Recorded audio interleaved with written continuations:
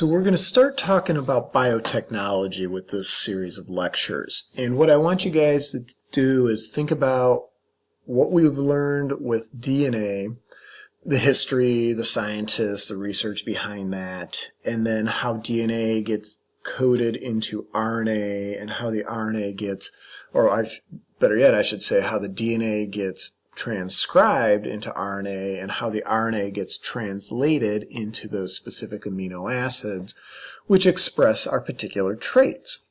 So with biotechnology, it's accumulation of that information along with genetics, putting it together to figure out how do we work with things like animal agriculture, bioinformatics, agriculture, genetic engineering, pharmaceuticals, etc. So you can see all these different fields of science that have a connection and a biotechnology component. It is immersed or infused into our daily lives that we can't go a day without some connection to biotechnology. From the foods we eat, to the medicines we take, to the way we grow our crops and raise our animals, production of energy, environmental management, all those things are tied into biotechnology. So it's a field that has exploded beyond belief in the last several decades, and huge opportunities here. The future is just so unknown because there's just so much new opportunity and new developments and new things that we can do with this field. So lots of great areas of opportunity for all of you guys who are bio majors and considering pursuing something that ties into biotechnology. So I want to help set a foundation during this course, and then as you progress into additional higher level courses, you'll get a lot more detail, a lot more information about it. Okay, so the first thing we're going to talk a little bit about is genetic engineering. This is when you change and alter the DNA of an organism. You pull pieces out and put pieces in and cut genes from this species and stick them into that species, and you're manipulating the genetics of organisms. The challenge with some of this is we don't know long-term consequences. That's the catch-22 with biotechnology and genetic engineering. It's a relatively young field, and we're not sure about the full long-term consequences. But what we're going to do is just talk about some of the different ways it's done, some of the different technologies, and the different things that we do in order to work with genetic engineering and biotechnology. Okay, so one type of genetic engineering that has been going on for quite some time now is recombinant DNA technology. Okay, so you're recombining DNA. You're taking DNA from one species, splicing it into another to create something new in this species. Or sometimes it's from one individual to another individual, and doing things like gene therapy and those types of genetic manipulation. Key for recombinant DNA technology. You start with a host. This is the organism that's going to receive the DNA. So the host that will host the new genetic information. You need a donor, something that's going to provide the piece of DNA that will then get inserted into the host. You will need restriction enzymes. These are specific enzymes that will cut the DNA strand at specific locations. So we use enzymes to cut the DNA. Let's say it's at chromosome 7, spot 212 to 472. You need to cut those two pieces or those two locations to remove that section of the DNA. Restriction enzymes play the key role in cutting that DNA. And then in order to move the DNA into the host, so you take the DNA out of the donor, you chop it up, cut it up, and then you get the DNA and inject it into the host, you use a thing called a vector. Most of the time, viruses are used as vectors for the DNA information. Viruses transmit DNA information all the time. That's what their natural process is to infect you with a piece of viral DNA. Well, we're learning and have had some very, very good success in some cases. We're learning how to take specific viruses, chop their DNA out, remove the viral DNA, and put in the gene that we want to transfer to the host and use that virus to, we'll call it, infect the host with the new gene. So viruses play a significant role in recombinant DNA technology and genetic engineering. So it's a great way, again, to get viral information inside the body, inside the cells of the host. Right? So the key, though, to get that DNA chopped up and separated and sorted is using electrophoresis or gel electrophoresis technology. Gel electrophoresis is a technique in which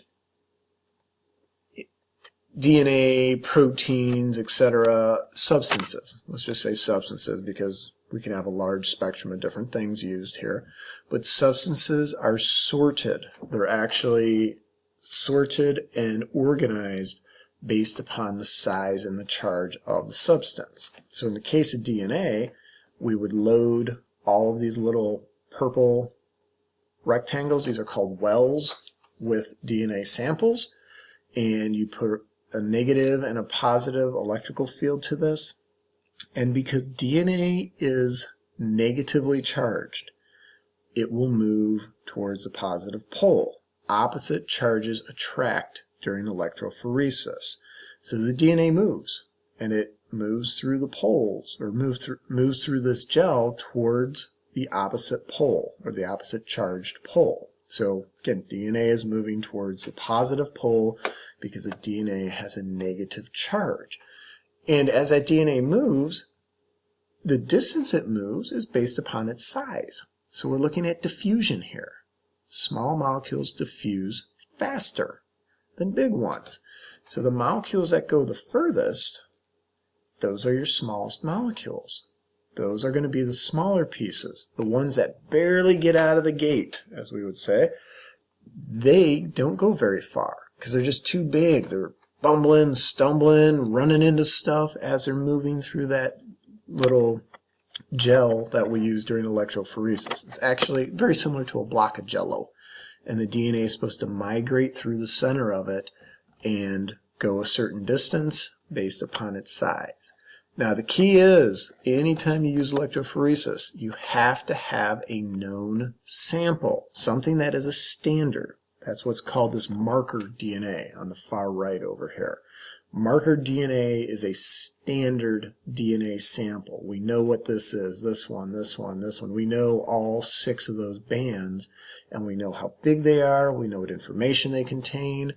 Now we're comparing all of these samples here, these 4 different samples, back to the knowns to figure out what we have in this position, and that position, and that one, and then that one.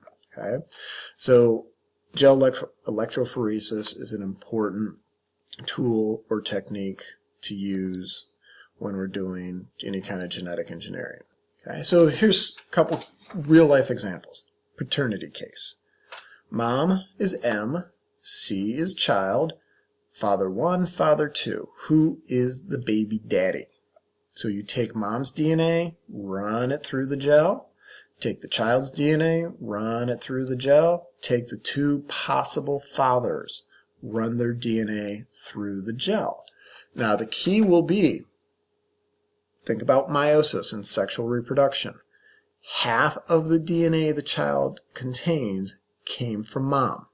The other half from his father, his genetic father. So if you look at the child's first piece of DNA here, that matches up exactly with mom. That came from the egg.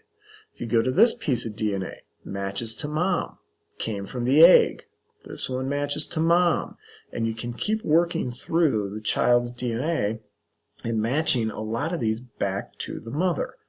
Each piece that did not match up to mom, the unaccounted pieces of DNA that they're like, well, this isn't mom's, all of those, every single one that doesn't go to mom has to go back to dad. So this piece right here is not from father 1.